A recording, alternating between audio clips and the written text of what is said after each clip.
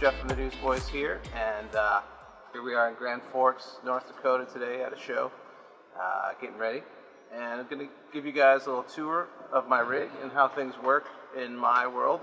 It's a little bit like flying a plane, I would say. There's a lot of different things going on, so I'm kind of perched back here, and we'll start up top here. This guy is called the Access Virus, and it's kind of like a bunch of old analog keyboards all molded into one. This little guy is made in Germany, and does all kinds of all the blip, bloop, bleep type sounds that you hear in the show. That's primarily this guy. Moving down here, this is the controller. So this keyboard here actually does not make any sound on its own. It is merely just keys only. And it is connected to this computer down here. And so you'll see this keyboard kind of on here. So all the sounds that I played throughout the night are actually coming from this computer. And it's really nice because you can take a laptop home, you can program all the sounds you want to have in the show and put them all in order of how you want them to be. And then it's all there. So for example, here's a lot of the song titles here, and you'll see like Love Riot. So there's a piano and then another pad here. If you go in here, you can actually see all of the programming involved in each patch. So like here's Change the World, and if you look, you'll see a bunch of stuff. And when I play a note up here, it plays a note down there. There's a big stack of different patches there. That's that guy. If we go over here, this guy is a beast. It's a mini Moog Voyager. It's actually a gift given to me for I'm gonna date myself here, but it was for my 40th birthday. And this guy is a recreation of Bob Moog's signature analog synthesizer. And this guy actually weighs about 1 million pounds. It's all analog, and it's just fat and juicy and all that kind of good stuff. Cool thing about it is the serial number. This was like a special edition that they did for like one run. It's all made of aluminum, and they only made like 100 of them. And the serial number on the back is 74, which was the year I was born, and it was a birthday gift. So I always thought that was kind of cool. Moving on over here, this guy is called the Taurus Pedal. So, as you guys know, we don't have a bass player on stage with us. So for a lot of parts of the night, I will highlight the bass and sometimes, take over and play with my feet. So this guy is like 1 octave, and these are foot pedals. I actually had to put glow tape on the different keys. So basically, it's just like your keyboard, except it's for your feet. And so these things will glow, otherwise I can't see them during a show.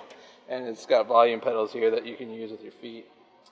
Do kind of cool things, change sounds with your feet as the show goes on. So that's how that works. And then the trusty set list, if you're feeling tired and you didn't sleep too good the night before and you have to kind of remember what's coming up next, that's always handy to have nearby. Next we'll move on over here to this is like the track portion of the show. So some of the bass comes from the pedals, some of the bass actually comes from tracks. Now this is kind of where things start to get really hairy and technical. Basically everything that you see from the show, like from a lighting perspective and sound perspective, starts here at this computer. So what will happen is, when I trigger it to play, it'll actually send a pulse into our ear monitors that we only hear. So everyone's hearing the count and the tempo of the songs, but you guys don't hear that. Just we hear that. So like if a song starts, the tempo will go to Duncan in his ears, and then he'll count the rest of the band in, and then we all kind of follow along. So that way, what we have is the lights can stay synchronized to the music and all the cues.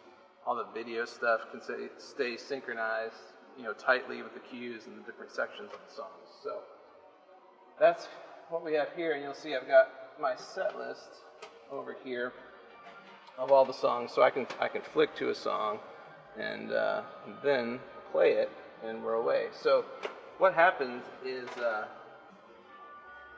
what I can do is while a song is playing, I can actually go in here and program it to change the sounds of my keyboards, so that if there's like a different sound for a verse or a chorus or whatever it may be, I can play and all the sounds change under my fingers as the sections of the songs change. Not only that, if you look over here, there's a little wireless pack, and what happens is I can actually control Jody's guitar rig from my computer. So Jody will do the same thing, like he's programmed all the different sounds that he uses through the show. I actually send a wireless signal across the stage to his pedal board that will change all of his sounds as well. So being that there's only 4 of us in the band, it's really nice because we can worry more about playing and not having to look down at all of our stuff and wondering if we're, doing the right thing. Or what else can I show you? Yeah, so this little pedal I picked up, it's cool. It allows me to switch between songs, and you can see as I switch between a song, you'll see the programs down there will change. There's Crazy, there's Jesus Freak, Hero, and all that. And then if I hit the other button, I can actually trigger the song and play it. So that's just one more way of just freeing up my arms during the show.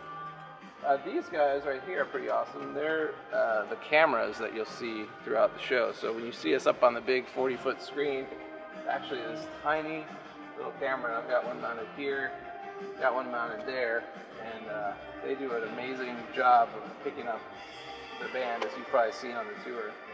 Actually, all those cameras run to another computer that's off the stage, and they're all programmed to change with the songs as well. So you'll see different guys on different screens at different times.